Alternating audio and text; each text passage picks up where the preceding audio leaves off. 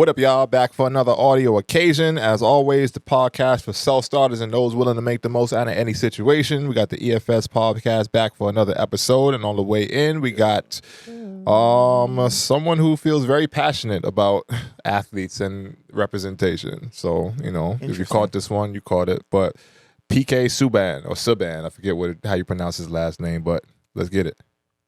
Of making athletes greats, all-time greats that aren't the best example. I'm sick and tired of making athletes greats, all-time greats that aren't the best examples. Those are the people that we want our kids to follow, that we want athletes to follow. That helps us in our game. Stephen A., you want athletes to be educated on this and understand this. They got to understand the importance of showing up to the All-Star game and being on the court. And playing banged up sometimes. And playing injured maybe at times. Thank you. And participating, because here's the thing. Because you're making 100, 200, 300 million, you should be out there banged up. You should be. That's why we pay you, is to max out. We talk about greatness and it being the longevity of somebody's career. I don't care if you play 50 years. I want your best 10. I want you on the court dominating. I want you to go all out. I want Michael Jordan. I want Kobe. That's what I want in every sport. That's the guy that I follow. You're a different version than that, you don't get my respect. I'm sick. Interesting.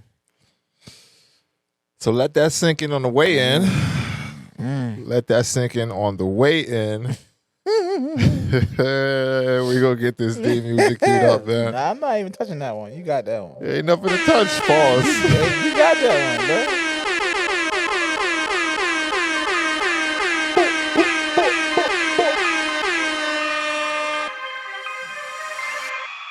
And as we get this thing rocking, y'all, we are back for another audio occasion. As said, EFS Podcast is back. We got episode number 52 coming for y'all. I am your host, the man, the myth, the legend from the EFS brand himself, the biggest brand that you don't know about yet, Mr. D Burke. And if you made it to the audio/visual, please do not forget to like, comment, share, and subscribe. Like, comment, share, and subscribe. Yes, all the good shit. Hit the buttons. Tell a friend, tell a friend.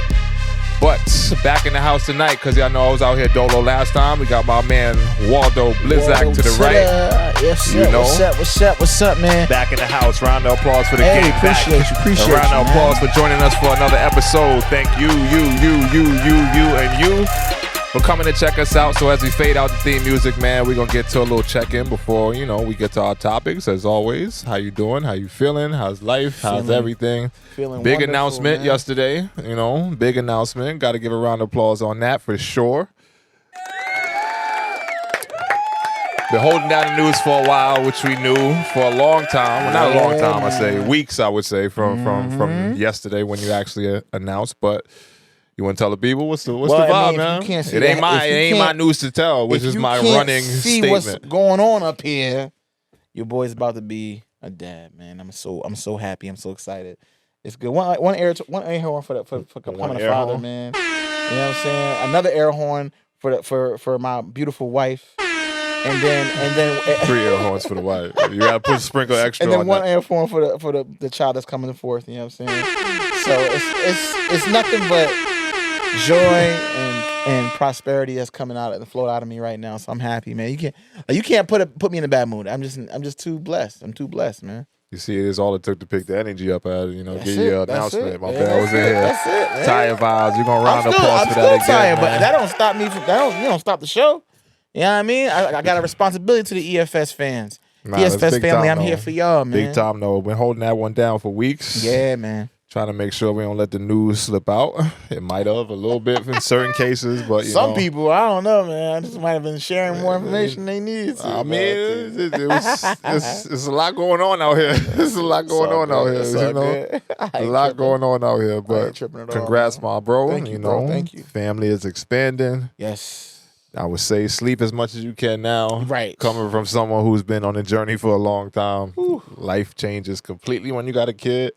And I wouldn't say completely. A lot about life changes, but you know, more so about for the men, the ones that are, you know, prominent figures in their kids' lives. Right. Your perspective about how you look at the world definitely changes. You know, so I'm looking forward to being alongside for the journey. You know, and be an uncle, man. Yeah, for sure. You know, not that I'm not already, but another little one to the tribe that, right. You know, we bring it up for the next generation. But yeah, man, enjoy it. You know, all the things that come along with it, the good, the bad. It's all part of just the fatherhood journey. And you know, I assume, you know, I will try not to assume with many things, but I do assume that you'll be a great father when your child comes here, man. That, man. So from me to you, you know, salute, bro. Hey, salute. I appreciate it, man. Salute.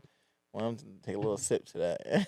Yeah, we ain't got nothing. I wanted to open the wine bottle that you gave me. He gave me, well, I will backstory, little share about this whole situation. When he told me, you know, when him and my lovely sister, who he, you know, has the pleasure to be with and married to, they presented a bottle to me, like a wine bottle.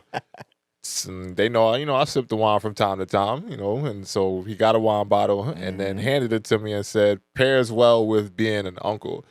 And at first it took me a second to be like, what the fuck is he talking about?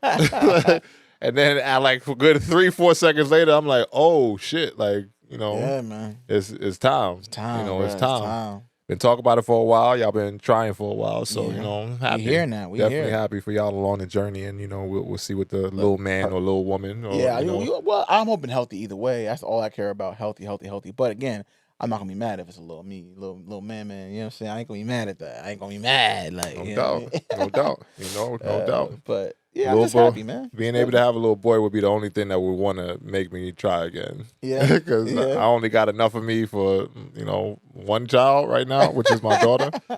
And stretching it a little bit thinner often makes me a little, you know, gives me some reservations about, you know, having another one. But you know, if I did, I would want a little boy. You know, that's the one thing I feel like I would be able to stamp in my life, passing on. Because, you know, when girls get married and all that stuff, they lose the last name. Yeah. So they're still yours, but, you know, it's a little different than just having a little boy to carry on, you know, the Burke name, and then just, you know, the vibe, you know, because I feel like a little son would be a lot more like me, you know. Not that my daughter's not in different ways, but you know, she is a woman. Women, not woman. She's a girl growing to be a woman, but it's different, male versus female. So if you know, you know. But either way, I got one. I'm happy with my one. But you know, if I don't ever have a boy, then I'm still good with the one I got. But I would want to. You can always watch mine if you want. I just got done watching some earlier. You know, this whole Uncle Burke shit. Like that shit is just you know, which is cool. I like being the uncle that can, you know, step in and help out and, you know, give y'all some time to just do y'all thing, you know, and make sure the little ones get my presence, my just overall guidance for a little bit, you know, just my tutelage a little bit. But, you know, my own is a different thing. So we'll see. But either way, it's your moment, man. Not to make it too much about myself, but listen, if you get a little man, I got you. Get a little girl, I got you. Thank you. Marley got you, you know. That's big cousin vibes. That's gonna be crazy. Yeah. It'll be good. It'll be good. It'll be real good. Nice. That said, though, man, let's get into we got a lot to talk about this week. A lot to talk about today. A lot of things went on. A lot of things have happened. We haven't had an actual convo in a while. I said a lot last week. Some of it I'll touch on again because I feel like the pause with that. But, you know, I feel like some of the conversation could be expanded, which I would like to do. But first and foremost, we definitely have to send a rest in peace shout out to the queen, one of the queens of the R&B neo-soul genre, Angie Stone. Unfortunately passed away a couple days ago at this point. But life cut short at 63, 62 or 63? I don't know off the top of my head the number. 62 or 63. Excuse me if I'm, you know, missing the exact age, but, you know, passed away in a car accident, which is tragic way to go, and has been receiving a big outpouring of love from the music community. So definitely want to take the time on my platform. 63, right?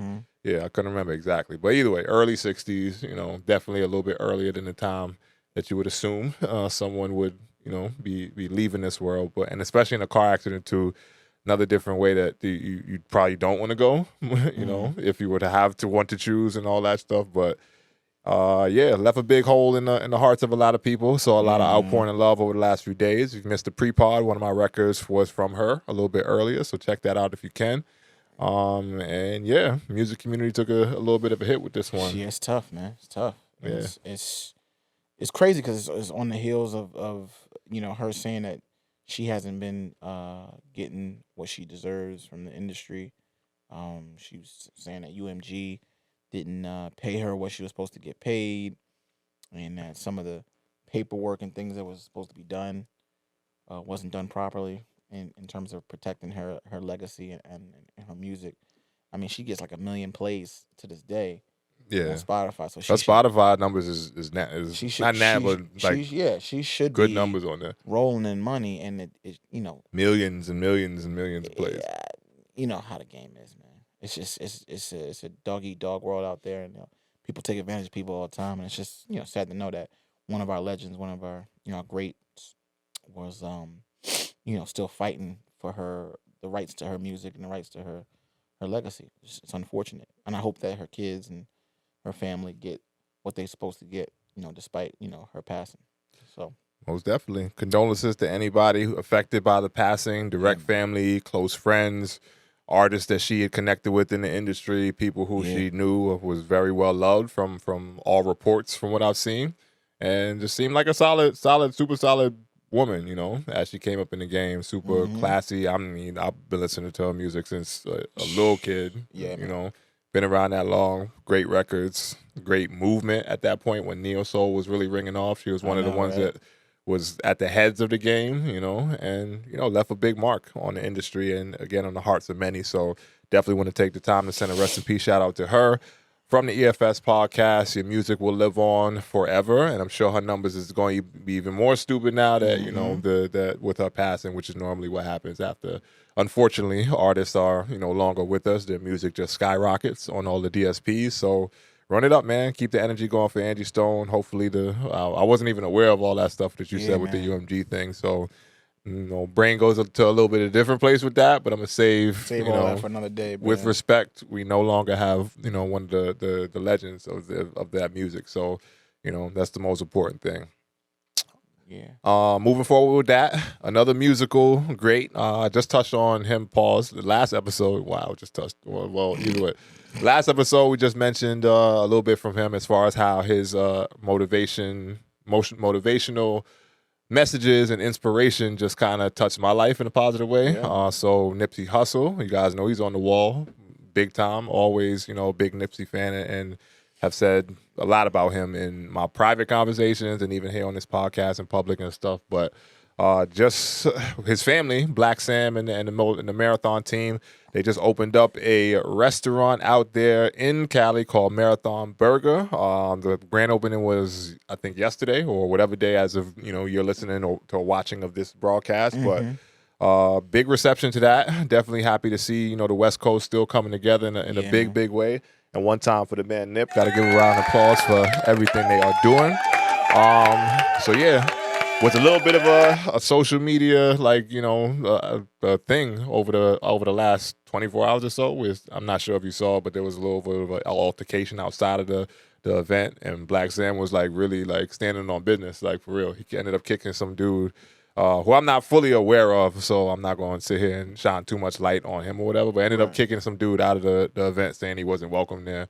From seemingly he I guess he said he wasn't repping for Nip on some online internet situation where he felt like if you love Nip, you should have stood up for him, kind of is what was his message, and he was getting off, but kicked dude up out of there. So it was good in a man-to-man kind of tense situation, because obviously it can always go one way or another with that kind of stuff. But for me, it's good to see people still repping and riding for Nip in a positive way, and definitely not bringing any of that funny style energy around his family, his team opening up a Marathon Burger location in his name. So I think that was a solid thing that he went out there and did, and shouts to them. And with that, man, he did mention that he was planning on having an album released over the summertime with how's the word you say? Post-human? I don't know if to say this word right. Post-humorous? Whatever it's called. I butcher that word all the time. I know. It's one of those words that just kind of you don't use it so often. Afterlife album, more or less, is what I like to call it. But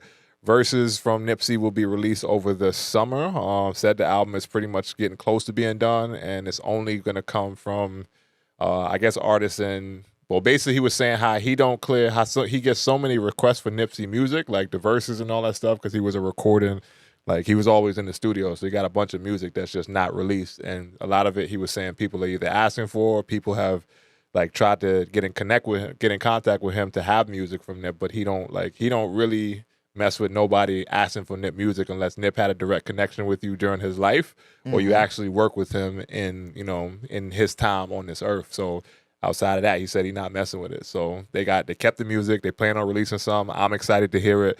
We still got to wait till the weather heat up for it, but, I'm looking forward to that. Definitely going to run to that when it drops. So shout out to the Marathon team.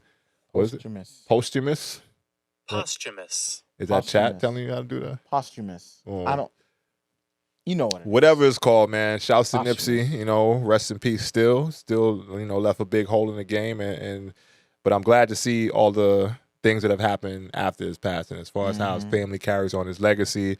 Lauren London, how she's been moving, with her being with him when he passed and then raising their son now. So, it's just great to see that. Obviously negative to have someone pass, but definitely good to see for the past 6 years or so, people are really riding and keeping his name at the forefront of a lot of different situations, after he was tragically slain, Definitely a legacy. Yeah, 100%. Yeah. 100%, man. So, yeah, that's that on that. Once again, shout out to the Marathon team. Really looking forward to the album dropping, and I'm definitely gonna be one of the first ones to run to it when it comes out. So definitely shouts to that. Outside of music, I guess let's move forward into the sports realm. Let's talk some sports, man. Let's talk sports, man. Let's talk sports. What sports you want to talk about first? You let me know. Tank fight was last night. Tank fight, man. Tank fight was last night. What did you think of that Tank fight? I just see a lot of funny shit online about it today. I didn't actually get to watch the fight, but I did see, the results. Hold on 1 second. I got some grease in my eye. I'm sorry. I can't podcast while I got the grease in my eye. I'm good now. Yeah, you tell me. Tell me. Listen, when it comes to fights, there's certain things you just can't do. You can't pretend you want to fight after you were in the fight. You had every chance to knock dude out, every chance to do it. Both of y'all did. Now, I'm not saying he downright lost, but I know he ain't win. So when you get to this moment... They're saying robbery. They're saying... That's what they're saying. Again, I do believe when it comes to, any sport for real, you can't come close. You got to beat the champ. I don't like titles changing hands when it's not definitive. To me, it was a close fight. It wasn't like a landslide victory on either end. That's why I think the draw was actually the right call. But the way he was like, "Why y'all booing me? What you mean?" Cause it's corny, bro. Take the draw was what it was, the draw. But take it on the chin, you know what? I respect this man. He came in and he executed his plan. I definitely want to. I'll do it again. And next time I'm gonna knock his ass out. If he came off like that, if he came up with confidence, came off accountable, I'd be like, yeah, go. That's what's up. But the way he came off, it's like, I had something in my eye. I got my hair done. I'm like, you got your hair done, and you got something in your eye. Don't get it twisted. I'm not a boxer. I know he whooped my ass, but that's why I shoot. I don't fight. I shoot. Right? You sound like these young niggas. That's what you sound like. So I ain't got it. You sound like these young but what niggas I do, I got the blicky. Right? But there's reasons for these things. That's why I don't get into altercations. I de-escalate. I talk. Right? That's why I'm on a podcast. I'm gonna talk you out of the fight. Hey, look here. You don't want to mess up your career, okay? You want to sit down and have a good time. Drinks on me. Right? I can de-escalate situations. That's why I'm built like. When he's in the ring, you are a fighter, and you just got in a fight with dude, and you're acting like I had grease in my eye. Come on, dog. We're not buying it. No one's buying it. You bit off more than you could chew. You thought you was gonna be able to walk in here and do the same old, and it's not. It didn't work. And not only did it work, it almost cost you your career in a way. Because if he got knocked out, man, Tank would be afterthought. If Tank got knocked out, he'd have been afterthought. And there was a couple shots in there. He stumbled back. I was like, oh no. You ain't never had grease dripping your eye though when you was playing sports. Stop it. You're telling me that sometimes some shit get in your eye. You're telling me you're saying that that was a legitimate excuse. I'm not saying it is. Oh, okay. I'm saying that if there was an excuse that, sounds like it would be believable, it's something getting in your eye during a heated sports, competition. That's fair. And it's happened to me before. I've been in a basketball game and I wear contacts, so, my shit, is even more a delicate vision situation. Did you stop the play and get on one knee? Yeah, actually, I did. I did. All right, not for nothing, no bullshit. Like one day I was in the game, I got poked in the eye, my contact was about to fall out, and rather than letting the shit fall out and running down the court, I bent down to catch it before I had to really just stop the whole fucking game and start looking for the shit on the ground. So I did get on one knee to do it, but it does look a little bit different in a boxing match. The play was still going, and they scored. No, nothing like that. It ended up being a foul to where we ended up having a dead ball, but literally in live game action, I'm like, oh shit, this shit about to fall out, and I'm gonna stop it before I really can't see shit for real. And I gotta search for this joint on the ground. Because if you ever had a contact hit the ground and you don't know where it is, I get you that. It's a ride. Trust me, it is a whole experience to be sitting on the ground, really looking for a transparent half dome circle. But different than boxing. I'm just saying, maybe something really got in his eye. I don't know. It does look a little funny style out here right now. But it's interesting. Definitely a lot of comments and all that on the social medias today about the whole fight and everything. I'm not really a Tank guy, I would say, just because, I like my boxers to exude a little bit something different than he does, But great boxer, not taking nothing away from him. The result was the result. We'll see how he goes forward with the rest of his career. He's still going to be as brash and loudmouth and all that other stuff, which I think invites some of the hate that he might get. Criticism's there now. Yeah, for sure. But, if you're going to stand in it, stand in it. And the wins and the losses, if that's just you, that's just you. I did think he met his match for real, because normally his fights go a different way. And he's been killing shit for the past couple of years, with all the fights he's been a part of. So I think that sometimes you just get humble and knock down, knock out, whatever you want to call it, with him taking a knee. They said that happened to Floyd too, actually, One person online, it says, some of y'all need to watch Mayweather versus Hernandez, one of Floyd's fights, and see him take a knee because he hurt his hand, and it was called a knockdown and not from a punch either. So not the first time it has actually happened. I don't remember that one specifically. I did watch a lot of Floyd fights. I've seen other fights. I don't have them off the top of my head, but I've seen other fights when it wasn't ruled a knockdown, and he did go down on one knee. It all depends on the referee and what they're seeing in that moment of the fight. It's a ref thing. Yeah, it's a ref thing. It's a ref thing. So it's not necessarily like a and referees are people too. So a lot of that shit is up to their judgment or discretion in that situation. But you can't use that as an excuse at the end of the joint. Like, come on, dog. Come on, doggy. We ain't doing that. And maybe fighting is different than basketball, we obviously know that, but I'm just looking at the situation. And I'm like, principle is principle, though. Even afterwards, you didn't. I know you ain't going to a press conference and say, yeah, we lost the game because I had grease in my eye. Oh no, I ain't doing that. Principle is still principle. Win, lose, or draw. You take your lumps and you keep on pushing. Facts. The whole excuse game isn't necessarily my thing when it comes to why a fight was close or why a competition didn't go the way that you thought it would, all that shit. But Tank is Tank. He gonna beat Tank. And you just gotta accept that for that. And he got a lot of fans for him being who he is. So end of the day, a lot of people are still gonna ride with him. Yeah, of course. He's not losing no sleep. Yeah, and he got paid millions. Not losing no sleep or no the bank account. Exactly, the bank account is still full. Good. So, he's good. He's still undefeated technically. Technically undefeated still. Undefeated still. So I mean, in the end, if you're gonna take an L, that's the best one. That's the best one. You're gonna take an L, make it a draw. That's the best one to take. If you're gonna take an L, make it a draw. You draw it out. But yeah, man, shouts to Tank. Shouts to Tank. Speaking of not being able to see with the contacts, man, something happened recently too. Not necessarily sports, but sports entertainment. And since this is a podcast that speaks about sports entertainment and things like that, I figured at least be something to reference. I'm not sure if you are familiar with WWE. I mean, not anymore. I know back in my younger days, I was a lot more tapped in with that community and everything. But I've since moved on. Yeah, moved on to different things. I did see a lot of the social media buzz about it, so I'll let you go ahead and roll that one out. It's crazy to me because it's like the fact that Travis Scott is involved in this story is crazy enough. They doing that though now. They're pulling blending in it all the young, they're blending, the YNs. They blending it up.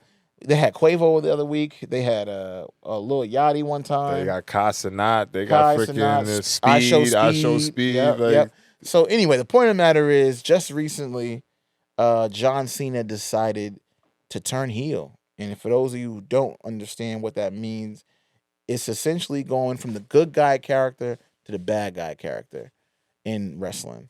And he did it in a dramatic fashion with The Rock giving the signal to get rid of a dude, Cody Rhodes, and Travis Scott was there. He even got a couple licks in.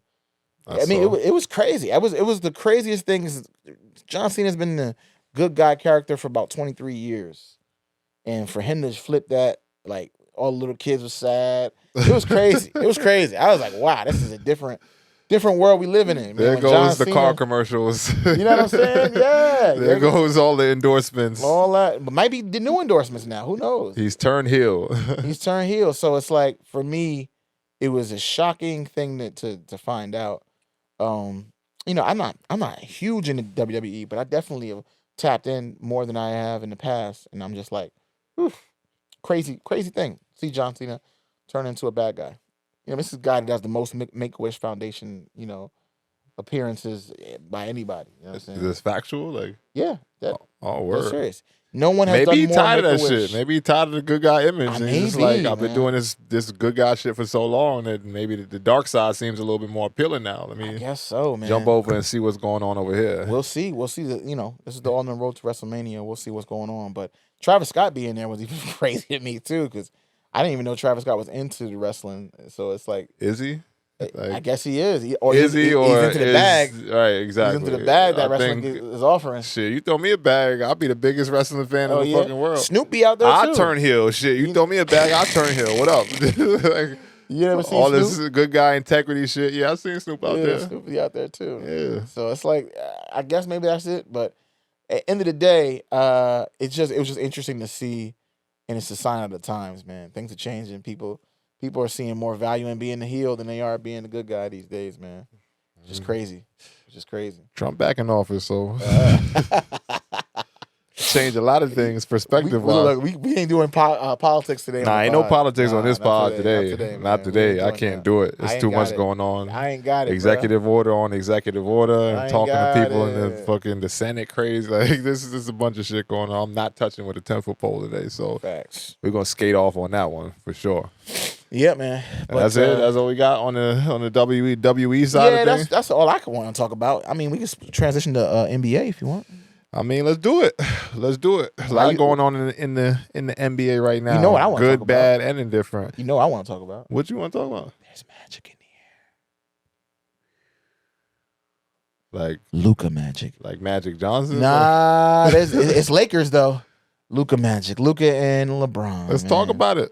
Let's talk about it. I'm glad you're back for this one. I'm happy, man. You know what? Finally. Go for it. Finally, LeBron has that running mate that just...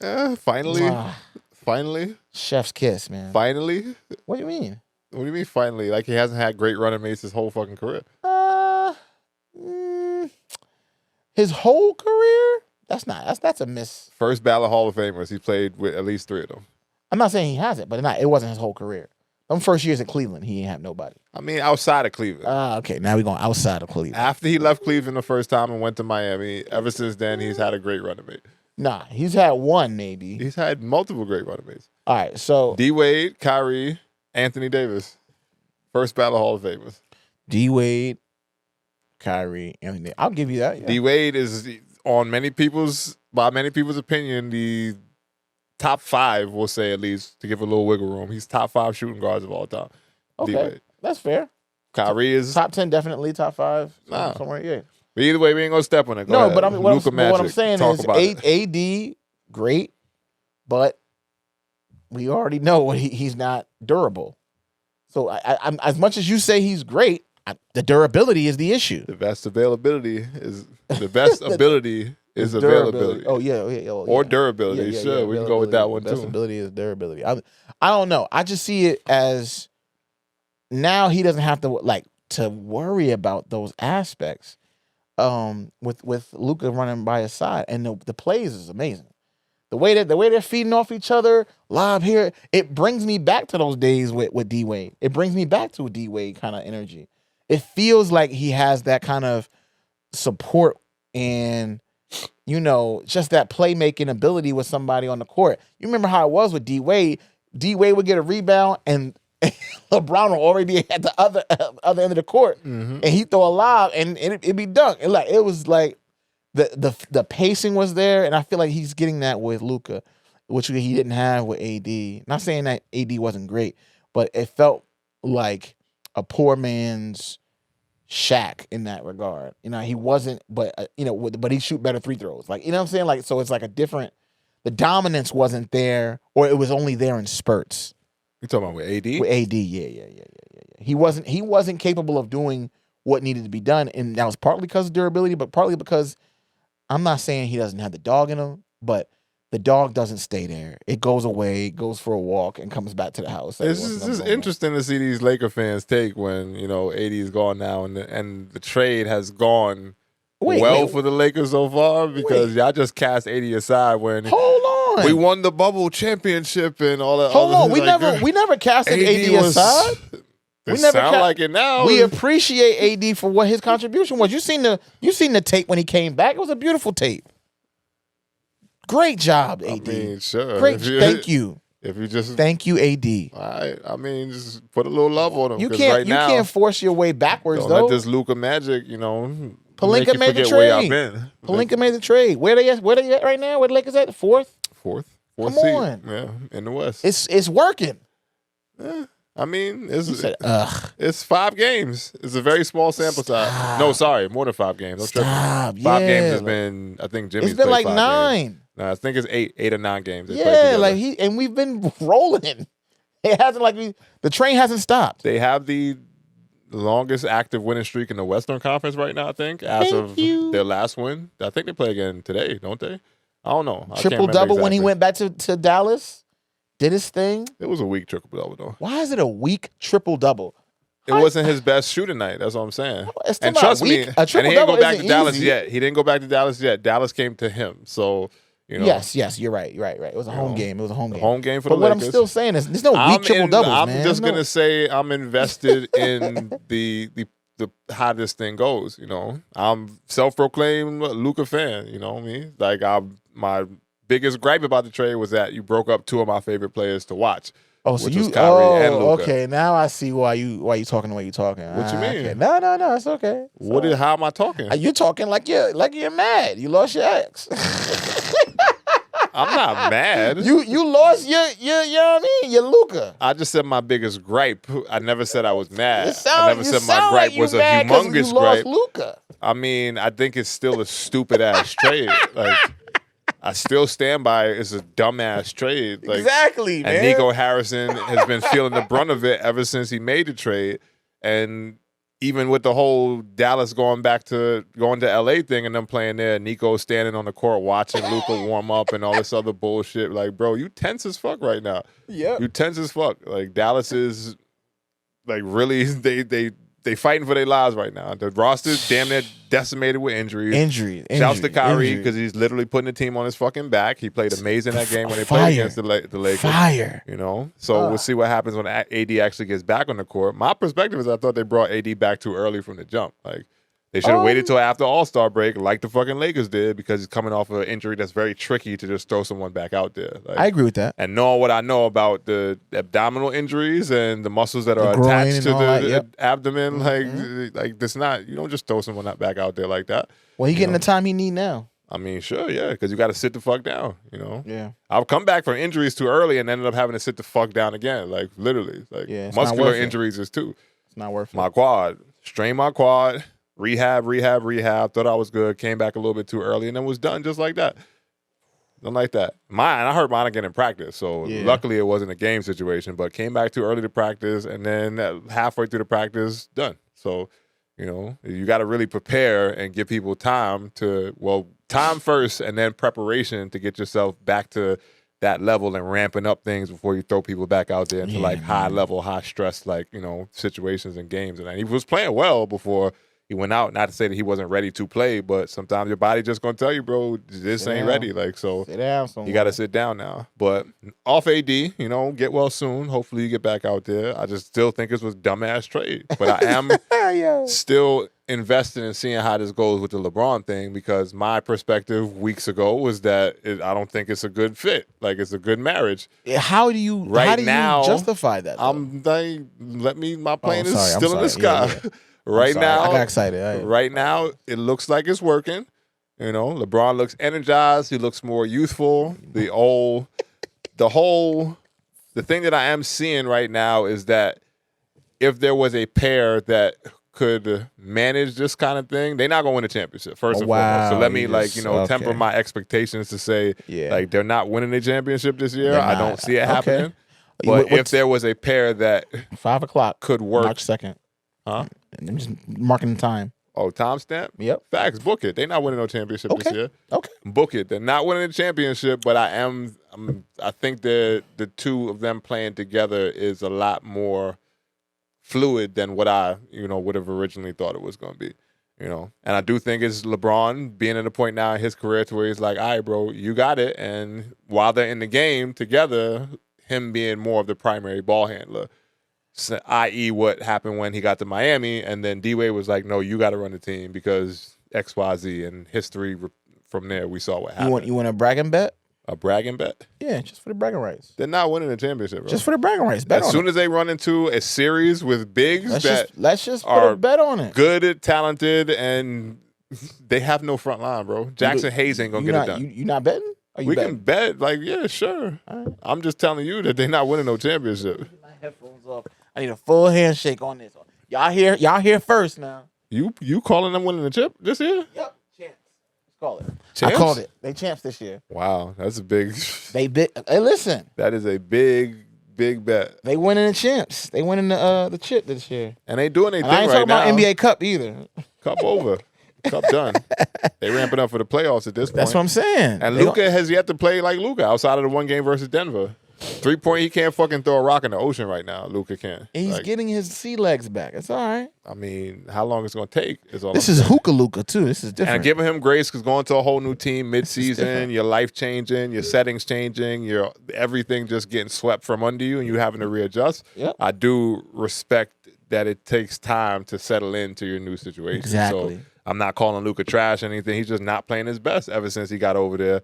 And he's still contributing. If that's not his best, he's still contributing. But come on now, we're looking at a guy who's first team All NBA for the last 5 years in his career. So it's a different level, a different expectation. We're looking at somebody who just literally walked through the Western Conference to the finals last year. So that level versus what we're seeing right now is not the same. But I do think it's going to take him time outside of the one game again versus Denver. But his shot was falling that night, and when your shot's falling, the sky's the limit as far as the way the game can go. It's like you talk on both sides. You're saying that he's not doing good, but you also mad at the trade. I still have faith in Luka. That's what I'm saying. So you're saying he's going to do good, but he's not there yet. No, he's not there yet. Okay, all right. He's not there yet. Yeah, but then my bet ain't that crazy then? They're not winning a chip. Why not? Your bet is crazy. They're not winning a chip. How is it crazy? Because even if Luka does... They're fourth in the West right now. Yeah, fourth in the West. So you got but OKC. You still got OKC. You still have like formidable bigs, is what I'm saying. Yeah, I agree. Formidable bigs. What they did to Joker in a regular season game the other night, I will say, was impressive on the defensive side. So I do like the effort that the Lakers are playing with, because I know that right now they're kind of playing for the life of their team, because they are in a situation where they traded away. They're number one in defense in the last 17 games. I mean, is that an actual stat? Yes. All right. I didn't see that one. I know they're one of the top defensive teams right now, but they fly around and scramble. They're moving. That being sustainable through a 7-game series where they have to go against multiple bigs, and other guards that's pretty freaking good too. It's going to be. It all depends on where they land. They stay out the play-in. Shit, Golden State, the way Golden State looking right now with Jimmy on the floor, not last night. That shit that happened in Philly was, I think, whatever. I think that was a little bit of an anomaly, but Golden State, they running the Golden State on the wrong night in the regular season or the playoffs with Jimmy out there. That might be a little bit of a tough battle for them. We got to see how seeding works out because the Golden State's still working to get into, they're like a playoff security. A playing team. No doubt. But we're not worried about playing teams. I'm sorry. You're not? Not Your claim to fame was the Lakers making it through the playoffs and make it to the Western Conference Finals whenever that happens. And now y'all ain't worried about, y'all Laker fans is interested, man. No, I'm just saying. I'm confident that we're going to make it past all the teams that we need to, playing or otherwise. You stamping right now that they're making it to the Western Conference Finals and pass to the championship. I'm giving them a chip. I think a win for them is Western Conference Finals. If you want to bet that too, we can bet that. That's about as far as they go with my opinion. Oh, you think you're going to lose to like Boston or No, I mean Western Conference. I mean, I'm saying no, they're not making the finals. They're not even making the finals. The Lakers, no. Oh, let's bet that one. Hell no. Let's bet that one. Wait, what would we bet before? That's what I thought our bet was for for everything. Yeah, they're not making it to the finals. Oh wow, they're not even making it to the finals. That's what I'm saying. They're not winning the chip. They're not making it to the finals. I don't see it. I see it. I don't see it. I see it. We'll see, but I don't see it. We got a top 5 player, top 10 player, and the best third option. Who? Austin Reeves. No doubt, Austin Reeves is dogging lately. I will give him a little bit of the best third credit. option in the league. I ain't gonna say all that. Who better? Third option in the league. Who better? I ain't gonna say all that. Who is the better third option? I ain't gonna say all that. I gotta look at teams with real legitimate third options. That's what I'm saying. Like I'm looking at Kyle Kuzma might be better than Austin Come on, Reeves. let's not pretend. We're Milwaukee now. Let's not pretend. Kyle Kuzma is spotty at best. Cavs, Evan Mobley might be a better third option. Is he a third option? He's an all-star. Is he a third option though? I thought he was more of a second option. There's Donovan Mitchell. Darius Garland. I feel like Darius. I mean, they and alternate. Evan Mobley. They alternate. It seems like whatever you want to call it. Then either one of them is going to be a better option than Austin Reeves as a third. I don't think they're a better option than Austin Reeves. I'm just saying. You want to go to Boston? Who's their third option on any given night? You want to go Derek White? You want to go like? I think Austin Reeves is better than Derek White, in my opinion. My opinion. Hey man, your opinion's your opinion. I just don't see the Lakers making it that far. But again, I am invested to see how this Luka and LeBron thing goes. It's working well so far. I'm waiting for Luka to actually get back to Luka, and then we can actually really make an assessment of the whatever the team is supposed to achieve. He's learning from the face of the league to be the face of the league. That's the whole point. When you're going to talk about faces of the league, you're just going to segue right to our next thing. That's what Luka is supposed to be. He's the next up. He's on the biggest franchise or second biggest franchise. If you think the Celtics are bigger. No, he's not. Luka's not next up. Why isn't he? I mean, did you miss the whole last week of the consideration for the NBA's face of the league shit? With Ant-Man saying he didn't want it? That's what I'm saying. That's what he doesn't want it. So who would be the next face of the league? First of all, he already sells. Refer to episode 51 last week when I just said Jason Tatum should be the Jason Tatum, to me, doesn't have that. What does he have? Je ne sais quoi. Like what? He doesn't have that. I guess that presence when you talk to him, and it's the charisma. It's the. I kind of can see myself being like, remember that old commercial for Gatorade? I wanna be like mine. Sure. Like LeBron has that. He has that enigmatic. What you mean? Why? Because you're the face of the league. No, I know, but you don't become the face of the league. You're the face of the league, and then the league kind of gives you the. No, the league gives you face of the league, and then they give you all the endorsements and all the people that want to follow you, the people like what they put you in that position, everything else comes from there. Like the league just has to say you're the guy. Maybe. And you're saying Jason Tatum's the guy right now? I think Jason Tatum should be the guy that more people are talking about. Okay. He's a winner. There's no player with, well, I ain't gonna say there's no player. There's very few players with a resume like his up until the point where he is now, a 26-year-old player in the NBA. Even that whole Ant-Man shit, I think that was a pivot off of the Ja thing when Ja was wilding out, which I said last episode, but when Ja was wilding out and they wanted to make him the guy after they realized Zion wasn't about to be the face of the league, like this has just been a big fucking scramble ever since LeBron's been getting older and older about who's the next young guy. Like they try to pick with Zion, they try to go with my man, I just forgot his name again. Ja, sorry. They try to go with Ja, and then from there they try to go with Ant because Ant is loud and he was having a great couple years and he was up and coming and like, oh, this guy's his personality, he's the guy, and then now it's like he said he doesn't want it. But again, why? Why what? Why doesn't he want it? I mean, I don't know why. Well, we got a clip that maybe can sum up why from someone who has been in that position for a long time himself. Let's hear LeBron's perspective on why, he might not want to be in that position. And we get it queued up. Where's that? Oh, here we go. This whack shit he said. Shit, whack. Was being the face of the league something that you actively wanted, or was it something that everyone else decided for you? And what has that responsibility meant to you? No, Ann already said he don't want it. I know. Yeah, Ann said he ain't trying to deal with that. And, Channing Frye said it the other day, too, like, it's unfortunate, but, like, I don't know.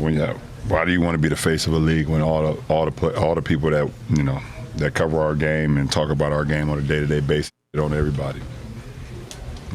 That responsibility, it's just weird. It's weird energy from the people that, I don't know. But Channing, he said it. He said it perfectly. Couldn't have said it no better, but. That's it. We heard what we need to hear. Do you agree or disagree, first and foremost? I agree with what? What he said. No, I don't fucking agree with what he said. Why not? Because I think respectfully, I think that's a fucking cop-out. Like, okay. I think that's a cop-out. With the face of the league thing, there's always going to be good and bad that comes with being the guy. Like, and then for him to say this shit about all the people that, they just shit on everybody. Like, they shit on y'all because y'all give them something to shit on. Like, and they still give you praise and, the adoration and all the other shit too. So it goes to the point that I've always said, I feel like these new niggas is fucking soft. Like, and the media attention, I do get that it can be negative in a lot of different ways, but look at where basketball is at in general. Like, look at where it's at in general. For you to say that it's fucking, like, people just shitting on us all the time. Like, put out a product, go back again, i.e. refer back to the top of the episode with PK said. Like, y'all don't operate like y'all getting paid hundreds and hundreds of $1 million to max the fuck out. Like, so for me, like, when the fans aren't getting that, then yeah, there's gonna be negative talk about the NBA. That's fair. When the whole vibe is just like we're rich and we don't give a fuck and y'all can't talk to us, y'all can't say nothing negative about us, then yeah, people are gonna keep saying negative things about y'all. Not to say that y'all don't do good and not to say that you don't get praise, again, because I still see a lot of praise going around for these dudes, even with all the negative, but you gotta take the good with the fucking bad if you want to be in any kind of position where you're in the spotlight. Is my perspective. Like, so for me, that should not be the reason that you don't want to be the face of the league. I could see if he said something like, oh, well, maybe some players aren't, mature enough to handle it, or maybe not even a down ant in that way. But sometimes people just, they personalities don't want all that attention, So I could see some of that being the case. But for you to say that, oh, well, everybody just shits on, like, that to me is a cop-out. It's a cop-out, like, bro. Like, you get paid to max out. Max out, and then from there, if people got something negative to say about you, then it'll be a lot less negative than the things that they're saying on the positive side, I feel like. But the game right now is just a bunch of bullshit. Like, especially since the All-Star game. Because the All-Star game has got significantly worse, I think, after this year. I've just seen a bunch of negative, and it comes around the time where they ask him. So, yeah, sure, I can see maybe some of his feelings about everything that's being said about the league. Him specifically, with him sitting out of the All-Star game, which also is another reason I feel like he said what he said. It's like, bro, like, you making it about you. And, again, max out. Max out as the players and represent the league in a way that makes people want to get behind y'all. But we can't say that LeBron didn't max out. 20 plus years in the league. I'm not saying him specifically. Yeah, we can't say he hasn't maxed out. I'm not saying him specifically, but the whole shit with the All-Star game where he should have let somebody else get that spot left a bad light on him. And I completely respect everybody's opinion who has something to say about that. So here's the thing. Like when you know what? It's kind of like when you are playing a game and you know you're going to lose. Like, it's like, why am I going so hard when I know no matter what I'll do, I'll never be able to win? In what aspect, though? In the aspect that the old league, the league that you're in love with, in the image of the league that you have, right? Back in the day when you had John Stockton, Patrick Ewing, and you had Spike Lee sitting on the front row, right? Courtside. That old style of the league, it afforded a beautiful opportunity for someone to become the face of the league. Michael Jordan. And that person became immortalized. But because of that, it forced everyone after him to say, why am I going to be the face of the league? When no matter what I do, I will always be second fiddle.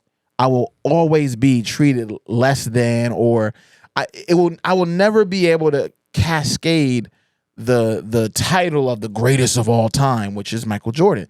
And even to add to that, now the next person that wants to be the quote unquote face of the league has to follow LeBron, the GOAT James, who by all definitions did everything he possibly could do to create the narrative that he's the greatest, and he's still not the greatest. So now you not only have to do everything Jordan did, but you got to do everything LeBron did just to be the face. Man, I'm not signing up for that job. I think that's two different things, though. Greatest of all time and face of the league is two different things. It's not, because the people that were the face of the league were the greatest of all time. Not necessarily. Who wasn't the greatest of all time that was the face of the league? If you're going back to, I mean, it's only really been two people that have been the face of the league over the last 20, 30 years, which is Michael Jordan and LeBron James. But before that, Magic was the face of the league. Larry Bird and Magic kind of had that time where they shared like face of the league as they like brought the game to a bigger audience, which is happening to the WNBA right now with Caitlin Clark. So the face of the league doesn't necessarily have to be the greatest player of all time. Like the face of the league back in the day, Will Chamberlain, like, you know, when he was dominating shit, it does. But who's by anyone's account is Will Chamberlain the greatest of all time? You know, so but again, in his time frame, he didn't have to worry about that. Like he didn't have to compete with those narratives. To me, it's like when you're saying, like, when you look at the league and what it represents now, you're not just being the best basketball player and you're on the court. Like in Wilt Chamberlain's time and in Jordan's time and Bill Russell, all of them, they could just play ball and go home. Right? Quote unquote, shut up and dribble. Like that's what the time frame was. Now you got to be active on social media. You have to sign autographs and go do press releases. You got to talk. You got to smile. You got to be quote unquote the product that is also being sold on top of playing basketball. Shit that they doing anyway though. But it's different when it's for you and then when it's for the organization or the company, or the product that is being sold. You're a part of the organization, so yeah. Exactly, but once you're the face, everything you do is under a higher level of scrutiny. That's why I say LeBron is the greatest, because consistently you can't find no scandals. You can't find he's lived a life of kind of like it's structured. You can't find, because that's why I'm saying there are protections for people who are the face of the league. There are protections. There's strategies. There's a lot of things that get swept under the rug, and it ain't here to. It's not a slander or a defamation podcast, but we are not unpacking that. From what I understand from people who may know a little bit more, LeBron's resume ain't that clean. But you can't find the evidence that it was dirty. No doubt, there's protections. It's for pretty people. much one of there's my grease in his eye. To go along with that point, like one of my biggest, I guess not regrets, because it's not something personal to me, but Kobe Bryant should have been the face of the league before LeBron. That little in-between period, Kobe Bryant should have been the face of the league, but the whole shit with the court case and the little white girl that said he raped him, right? So once it goes that big, then it looks a lot different. Can't put him there. But anything that's like a little bit shady that they can sweep under the rug for the face of the league, they're going to fucking do it. Like, Ant also can't be face of the league because he can't stop getting bitches pregnant. So, like, that's a whole another thing. Like, you know, for me. Let's not even touch that. Like, for me, the maturity thing does not warrant Ant being the face of the league. So it goes back to my point. Luka Magic. He is being ready. He's like groomed to be the face of the league. Just like Embiid is playing for America. And that's some bullshit too. I'm just letting you know. If he's in LA long enough, guess what? Things will shift. He'll come on board. I don't see it. They'll throw the right amount of money, the right cocktail of for the global successful... game. It'll be great, but I don't think it'll just put the league in like a different, even more different space than where it's at now. Just because, like, I agree with Melo. Refer back to the last episode when I spoke about it, but Melo's point about the face of the league should be an American-born player. Like, all this international shit is great. It's cool, growth of the game, all that, but this is our shit. It always been our shit. I hear you. So, for me, if you have a player, i.e. Jason Tatum, who warrants all of the, like... acclaim, I guess. Whatever you want to say. His resume is cemented at this point. He's been a winner for years. He's not a Finals and years MVP and yet, years and but years. he's talented. Neither was Steph when, Steph, Andre Iguodala, KD. So, it doesn't mean that Steph hasn't been one of the faces of the league over the past however long since him and LeBron have been going back and forth since the 2015, 16, those days. Yep. So I do think that when you're a winner and you put on, you do the right things, you treat people the right way from all accounts. Like, no one really has anything negative to say about Jason Tatum outside of on-court criticisms. So for me, it's like, why don't you put a guy in that positions? And I think he is kind of right there. Like, I see the endorsements. I see his face and his name all over a lot of things. He got a signature sneaker. Like, he's in there. He's Gatorade. He's a Gatorade athlete. So for me, that's face of the league-esque. So for me, I just don't understand why more people aren't mentioning him. We'll see In that regard. But I don't think he can bear the weight yet. I think there's charisma, aura points he needs to get. Then nobody can then, if that's the case. I'm just saying. I told you my reasoning about the whole thing. It is a legacy thing where who wants to pick up the mantle to follow LeBron James and Michael Jordan and Magic Johnson and Larry Bird?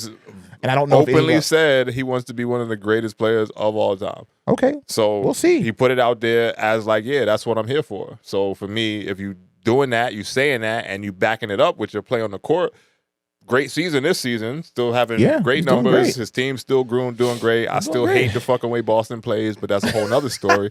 But jacking threes. Yeah, man, shit is nasty. It's working. Yeah, we'll see. If they win again, then that shuts everything up, isn't it? I mean, if they win again, they win again, but it doesn't make me like it that much better. Yeah, I still hate the way they play. It's zero creativity. It's just Jason Tatum and Jaylen Brown, and everybody else just shoot a bunch of fucking threes.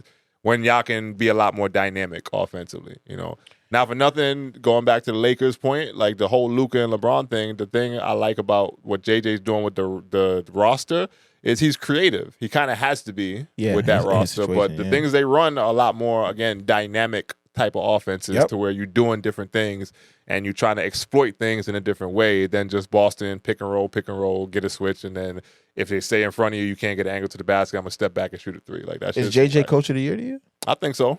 Hell yeah.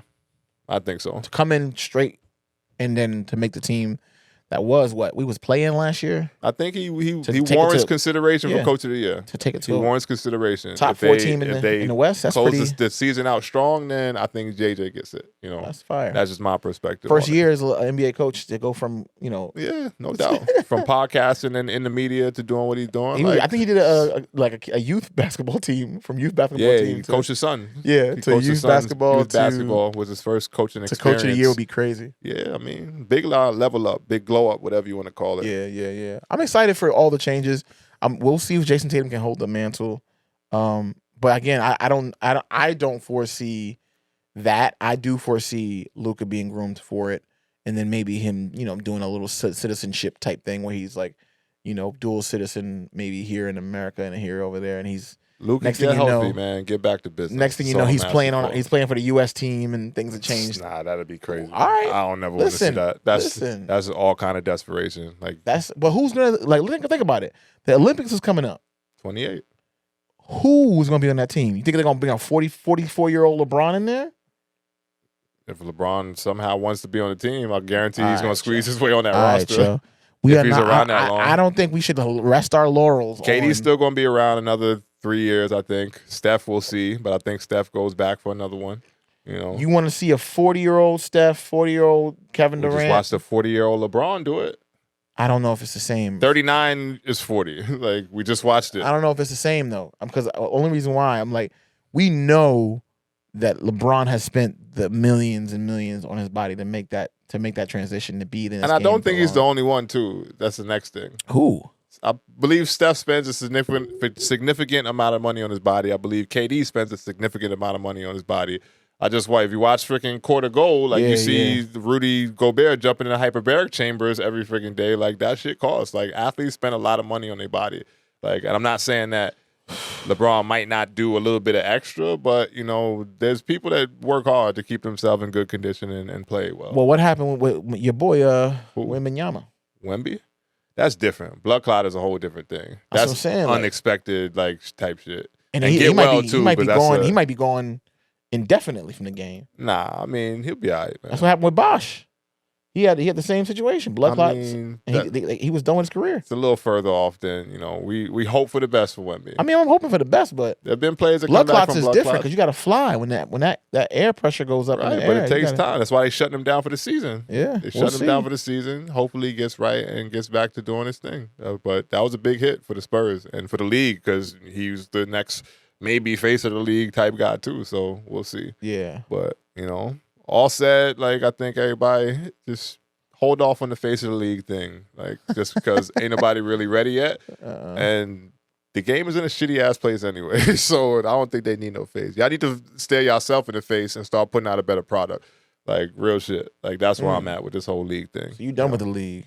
Nah, I'm still watching. I'm a basketball fucking fan and purist, so I'm gonna watch, but I'm also gonna critique the shit honestly because it's a lot of bullshit that's going on, And that's just my perspective on it. Put out a better product, max out as players. Not to say everybody's not maxing out, but the ones that aren't and the ones that are just misrepresenting the league from a mentality and just an overall effort standpoint, get that shit out of here. That's my perspective. And we still got Cooper Flag on the way up, too. I mean, young boy potential. We'll see what it is when he get there. You ain't gonna give him no shine. I mean, doing well on the college level. I know, but isn't that? I thought the college is supposed to prepare people for the league. We act like the college boys ain't ready. Not now. What happened now? Not now. What do you mean? I mean, it's too much of college and the NBA now. The pathway to basketball, which leads perfectly into my next point actually, because it even goes down to the high school level. But you know what I mean? In general, high school, college, NBA, that whole straight line pathway that used to be the thing, I don't know if that shit's gonna be the thing anymore, man. I don't know. So Cooper Flag aside, because he's gonna make the NBA. He's gonna make the NBA for He's sure. gonna make the NBA. So we'll see what he is when we get there. I don't like to crown guys before they actually perform on that level. It's my thing, That's the same thing that happened with Bronny. I got you. Even though he was doing great in his G League games, but we ain't gonna talk about that right now. This is a Bronny-free podcast. We're gonna move on. I just brought it up. I'm sorry. We just gave his dad how many minutes of conversation. I'm sorry. So averaging 20. Go ahead. Moving forward, though, man, I did want to open up the conversation because it did segue pretty well from what we were just talking about to what we will speak about next. Just the overall consensus on what. Again, the pathway towards the NBA are these just levels of players moving from high school, AAU, to college, to the NBA. And it kind of ties back to episode 51. So if you didn't check that out, my Real Estate Smith episode, I spoke on it there, but wanted to expand on the conversation a little bit more just in general, just because the way things are going is going to be harder and harder for high school athletes to make it to college. And it goes off of what Rick Pitino said, where he said that St. John's next year would not be, which is one of the better teams in the country, and they just clinched the Big East, or at least a share of the Big East championship this past week. But what he said about how he's not even looking at high school players for his roster next year does bring up an interesting shift in mentality just because the NIL and the portal with all that shit mixed in together makes it to where you might not have to get high school kids. Again, said just last episode, and the pool of high school kids that make it to that level, I feel like over the next 3 to 5 years and maybe forward, depending on what the rules changes and all that look like, will get smaller and smaller and smaller because you got to be ready when you get to college now to contribute. These guys are sticking around longer. Your career can last from 18 to 24, 25 with all the rules to where you can stick around for more years than we had when we was there. And now, if you can stick around longer and you can take players from other rosters and just move them around like chess pieces like you would in the NBA in a sense, free agency, the portal and all that shit, why would I be looking at high school dudes who are, one, softer mentally than, prior eras and prior years, 2, filled with that much more accountability issues than prior years and all that other stuff, and then 3, all the other stuff that you just got to go through when you get to college from high school. When I got to college from high school, it was a fucking culture shock, a physical body shock, everything changed. The level just completely turned up. And that is a whole adjustment in itself. Not to mention, you got to get used to being on your own without your family. Yeah. Not to mention, you got to get used to learning a bunch more fucking plays than you probably had on your high school team and being able to remember them and execute them on the court. Not to mention that all the players that are on your team, depending on where you go and how actually of a good player, like how much of a good player you actually are, I should say, the guys on your team might be just as good as you. Like, you know, and I keep using this example because it's what I know personally. When I got to Marquette, I thought I was like, you know, I was feeling myself a little bit, you know, coming out of a great high school program, played for Danny Hurley at St. Benedict's. We were state championships, one of the best prep teams in the nation at that point, and we just running through shit and we playing well. I'm playing with other great players who all went D1, at least my whole starting five. All of us went with D1. So then I get to a D1 university, I'm like, damn, like motherfuckers is like actually better than me as a player, like, you know, out the gate when I first got there. And I'm just like, okay, these are people I got to compete with on a day-to-day basis. So all those things coming from high school to the college level was just different. And you had to get used to it. And it took me some time to get over a hump to where I'm like, all right, I can actually play college games and be impactful in some way, you know, whether or not statistically or just strategically to where I'm helping the team win. Like these guys nowadays, if you're not in position to do that, they're going to pass you up. They're going to pass you up. They're not even going to consider you. They're not even going to consider you. Yeah. And now it just trickles down to where the high school game becomes even more pressure and not as fulfilling. And I say that as a direct quote from somebody, my man who was in the high school for real, like, and he's been coaching for, I think, 8 years now on the high school level, won conference championships, has made noise. He coaches up in the city, up in New York, and he said, like, the shit's not really fulfilling right now. So he said he got 2 more years, and then he's probably going to do something else just because you can't place kids like you used to. Colleges is not really just reaching out and taking chances on kids like they used to. And the overall entitlement issues of just the players and them thinking they that much better than they actually are just makes the shit not as fulfilling as it used to be. Yeah. And this is all in the path of like maybe the last 3-4 years, you know?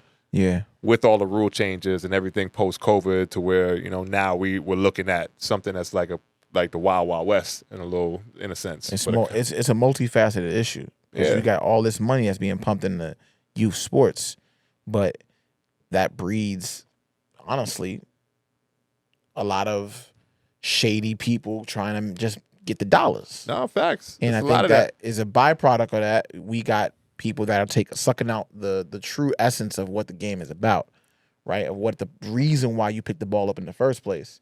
And as you know, you're a coach. You're out here. You're seeing these kids. You was out in what? I was these kids. Yeah, you was one of these kids. But definitely they didn't get the access to the money the same way though. Man, I missed that boat. I missed that boat. What I'm trying to highlight is it going to make it more difficult to weed out which kid is going to be the next superstar and who's worth taking the risk on, or is it going to create a vacuum of people who are just sticking around in college to make bread? It's going to do both. Exactly. So where does that leave the kid that, you know, because think about it, Jordan didn't make it on his first teams when he was younger, right? So the next Jordan ended up not going to be given the opportunities simply because the way the structure of this, you know, this money-making machine we've created is now set up. It doesn't allow for that kid to be developed over time and get to that level where he can then be the greatest of all time. It's just like, nah. How many kids that would have had opportunity aren't going to be picked up by a college? Opportunity less. To give you the one-word answer, is going to leave those kids opportunity-less. Like, I don't even know that's an actual word, but like that's where they're going to end up. Like, so I'm telling you. It's unfortunate, but I think this also creates a space for like you and others to create programs for kids to learn and to get the fundamentals and to hone in on those skill sets, so that when they go to those opportunities or they getting scouted and things like that, they're gonna be shining. I'm cooking up. I'm telling you, I'm cooking up, and we cooking up, and you know we'll get there when the time comes. But you know, there's been some conversations going on about how to make a mark in this new game, in this new like era of basketball that we're witnessing. And, there's some things that can be done that I think can be helpful. But my perspective right now is that high school players had to be that much more ready headed into college to even be able to sniff the floor or even sniff signing a scholarship to an NCAA university, just because, again, they're going to pass you up if they don't feel like they can win with you. So, but should they prioritize two sport athletes now? I mean, prioritize what you want. I'm always a fan of people doing multiple things in high school to kind of like experience and play around with what you might like actually fall in love with and could be something to move you forward to the next level. But from my perspective, it kind of goes across sports. We just talking about basketball specifically, but NIL ain't only in freaking basketball. That's very true. Like, the rules kind of apply across the board. So for me, like the level that high school players have to get to last, well, one, to be considered, and two, to last on the college level, they have to start focusing on a lot more things now. Right. And from my perspective, even more so on the strength and conditioning side, like you have to have your body ready to roll in college before you even get there. To even make coaches be like, okay, like that kid can probably play physically on that level. All other things, maybe not, but at least the physical side of things, you got to get into more now, like as high school players. And it's not to say, super, super heavy weights and all the other stuff. There's ways to train that can get you ready for that level. And there are a bunch of people that kind of know a lot more about that nowadays than they knew in the past, as far as the strength and conditioning side of things and the fitness side of things picking up. But I think that is one thing that players in the high school level need to start focusing on right now, outside of the skill work, because that's another number one thing. But for me in high school, I ain't lift a weight like that. I was in the gym a lot, working on my game. But then again, the physical component of what happens when you go from this level to this level is completely different. My first lift in college kicked my ass, and I didn't touch a weight. I believe it. Like, didn't touch a weight. This ain't the same. My first strength and conditioning second session in college, I did not pick up one weight, and they kicked my ass, like literally. So that's crazy. Being ready for that kind of stuff when you step in the door is important for high school players now. For sure. Having your skills tight, important for high school players now. Having the mentality to be able to contribute to the school as soon as you get there, important now. Or else, again, opportunity less is where you're going to end up being as a high school player, Yeah, man. So it's a crazy game, but you got to weed your way through it. But definitely have to make sure you're focusing on the right things and putting yourself in position the best way you can by having a bunch of different components all together to present to a school to say, all right, now I'm going to give you a chance, kid. Facts.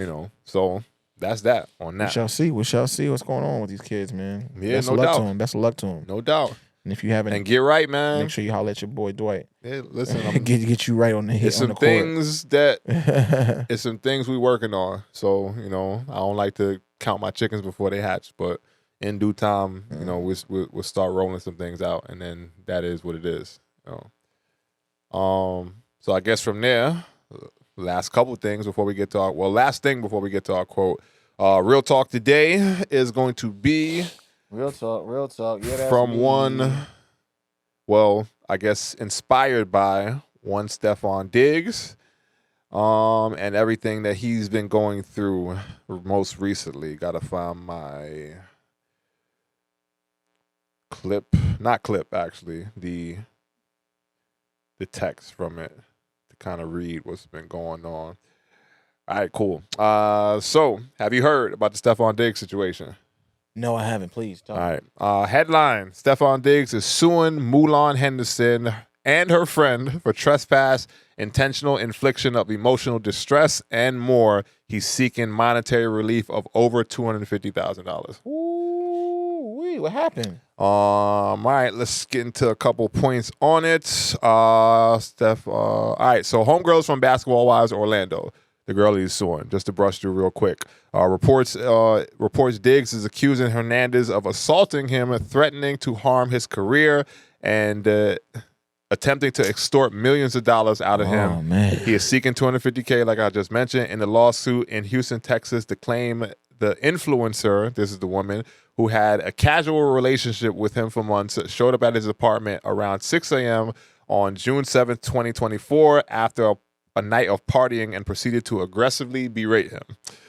Diggs states Hernandez entered his gaming room and ignored instructions to leave. Although he tried to defuse the situation, she continued to go off. Diggs claimed Hernandez allegedly destroyed an expensive PC, an $130,000 watch, and tossed his phone in the toilet. In addition, he claims that she also punched him in the chest several times, stating, "You won't be playing this year," which he took as a threat to his pro career. And I could read further, but that's the short of it. Wow. As far as everything he went through. Ooh, man. Real talk today is you gotta watch these women sometimes, you know. I would have said the other word, but I'm trying not to be, that. But I feel you. Yeah, so heavy situation. But you gotta be smart when you're dealing with these girls, man. Hey, man, you gotta be smart when you're dealing with them. I've lived and experienced some domestic violence situations with some females, man, and it's just, I've had a stalker. I've had some real toxic relationships in the past, man. And they out there. It's not. Look, brothers, call the police. Do not feel ashamed. Run, get away. Because if you do anything back, it's over for you. They will put, and it ain't even got to be to a margin of the degree. I think something similar happened to a Bow Wow, where he got scratched up face and all that, and he still got arrested. Mm-hmm. So it's did he get arrested? Or just came to his house? He got arrested. They took him. They both got somebody. They both got taken. Okay. They both got, but at least they both got taken. I'll take that versus her versus me. We both got to go. What I'm saying is your actions can be taken with a higher level of severity. Even if you did everything you think was right, it's still going to be looked at as you did it in a poor way. So I just, out of protection, call the police, but also you get your cell phone out. Make sure you're recording the situation. She said she threw it. He broke his PC. Threw his phone in there. Like, first of all, you should have had $130,000 if you know your situation and the people you're dealing with, you're not letting that person in first and foremost. But in his defense, he probably didn't expect her to go out like that. But in that regard, man, you just got to be very careful because it can ruin your legacy. It really can if you don't make the right decisions and the right choices. But don't be afraid to run away from a female who's upset and trying to attack you and hit you. And they out there, man. Run away. I've been not victim because I wouldn't call myself a victim, but I've been in situations like that myself to where, women have been not physically aggressive, but verbally aggressive with me. And I had to find a way to try to diffuse the situation and make it to where we were no longer in the same space. Yeah, man. And it's oftentimes tricky, and angry chicks can be a little bit of a doozy to deal with, man. Yeah, so man. Depending on what you did to get yourself in that situation, I'm not saying that, he did or didn't do anything. From my side of things, it sounds like, she might have saw some texts or heard some stuff that she wasn't feeling, showed up at his crib, went off angry, et cetera, et cetera. Which is unacceptable, right? Yeah, man. Like, you can't just because you'll be surprised the amount of time. Sorry to cut you off, but that I've ended up being in a situation off of something like that.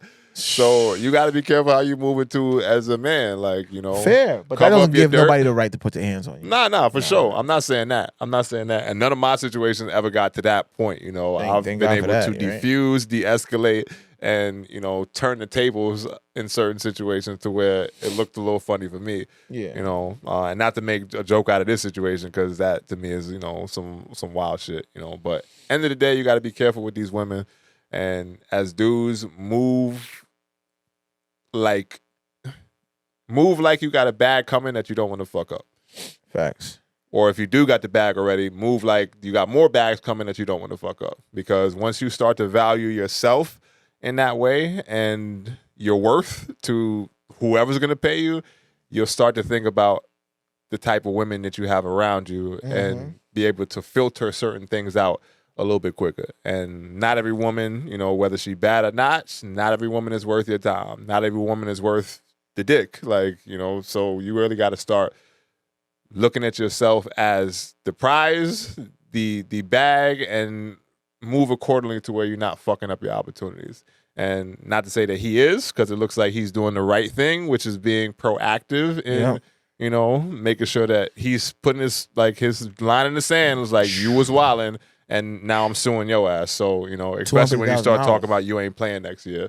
Like, don't run to my crib angry over whatever the fuck you angry about and talk about you ain't playing next year, because that means your motives are now, like, you the ops now. And you trying to really put me in a position to where I can't feed myself, my family, whatever, or I can't earn money, And that, to me, should never be mixed into any kind of a relationship or a situation to where, that is now the threat. So and brothers, just be careful how much you giving them. Like, these brothers be giving out, like, there's a thing called soul ties, man. Just don't be attaching yourself, because you don't know what you're dragging along with you in your life, man. Oh, you mean like when you laying yourself? When you laying it down, don't lay it down. That's what I said. Don't lay it down like it's like that, because sometimes they can't handle that. They can't. You remember one John? Shouts to Don't Call Me White Girl. One hand on neck, one hand on frontal. Facts. You giving it to. She's funny too, man. Yeah, shouts to her. Her podcast is funny as hell. I'm just saying, like, you can't give someone that level of deep, passionate, attention and then pull it away. It's literally like a drug. And maybe he even did it. It's like some maybe girls he get didn't. attached just off of. That's like, true. But I know a lot of dudes do. And they move that way and don't care about the repercussions of their actions in terms of the emotions, right? You play with fire, you might get burnt. That's all I'm saying. I mean, no doubt. Don't play with it. No doubt. That's why I said all these females, they not worth the dick. Like, you, for real, like real shit. Like, and I know as men, we get in a position to where we live in that lifestyle. Someone who's been there myself, so it's not like I'm talking down to y'all. I'm one of y'all at a certain point in my life who's just out there moving around, sleeping with multiple women, and just enjoying the spoils of being in the limelight. Basketball player. Right. And just getting what you get from it. But not every woman is worth the dick, man, because you bust that nut, and then after that, you sitting around like, please get the fuck away from me, all the other shit, Which, live your life, and I'm not saying not to explore and experiment and have your fun and all the other shit, but when it gets to the point where you got to deal with that coming back from it, then you got to filter better, man. You got to filter yourself and filter the people who are in your space even more so. But, hopefully everything goes well. Yeah, I mean, I hope that it just ends up to where they can settle in some kind of way, from that whole situation. But we'll see. That's a rocky one. It's a rocky one with these women. Just be careful, man. Guard yourselves. I wonder what she looks like. Guard your dicks. She's fine. She's fine. Oh, okay. She's fine as a motherfucker. I'll say that. So, I can see how it might be hard. He got caught up. It might be hard. So I get it. But, sure. And especially, like social media and like reality TV chicks, get the fuck away from me, please. Because you already coming with a certain kind of energy. You already coming with attention, whore energy. Like, facts. You seen the new Drewski show? Yeah, I Could seen have been love. Yeah. That's what like you just saying that reminded me of that, because it's crazy on there. They just yelling, cursing, fighting. You got a whole bunch of shit going on right now on that show. It's wild. It's stupid. I just seen a couple of clips. I didn't see the actual show. The show is stupid. It's stupid. But anyway. It's Drewski, man. He's just out here to make people laugh. Yeah, I mean, he's doing that. So I guess I'll do the quote, man. Yeah, it's quote time. He's down for the quote for the day. And it's actually, what's interesting? It's not a quote solely. It's a question that the EFS family could ask themselves, right? I got this from what's the bull name from Texas? He's a DB. Jada Barron. Jada or Jada? I don't know. Jada Barron. I flipped it a little bit because he was talking about himself personally, but I wanted to pose it as a question to the EFS family. So here we go. Can you be committed to the process of what you're doing without emotionally being attached to the result of what you're doing? Running it back one more time. Can you be committed to the process of what you're doing without emotionally being attached to the result of what you're doing? As you're going out and you're doing everything in your life, understand you got to commit to that process. You got to stay disciplined in whatever you're trying to, achieve, even if the results ain't showing. Even if you don't, you don't see that scale move, or you don't see your pockets getting bigger. Stay committed and disciplined to the the process. The process. Yeah. Unless you Philly. Stop. See, you going. Unless you Philadelphia. Yo, Joel is out for the rest of the season, so we ain't worried about the process. We ain't worried about the process. Get the process out of here. here. But that's what I wanted, just to pose that question to the EFS family. Hopefully they can take that one on, this week and just power through. Nice. Profound. Profound. But that said, man, we get out of here. A lot of talk today. A lot of interesting talk. Hopefully you've enjoyed the audio/visual.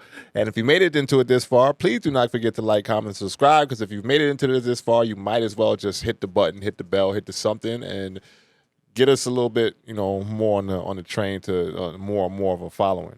Not to say that we don't love the people and appreciate who we got so far, but man, spread the word, man. Tell your friend to tell a friend. Facts. It's free too. It don't take much to just hit the button, man. So if you made it this far, please do not forget to like, comment, share, and subscribe. So as we bid you adieu, as always, stay safe in this crazy world and guard yourself mentally, physically, spiritually, and all things in between. But until next time, the EFS Podcast, episode number 52 is out. Peace. We out of here.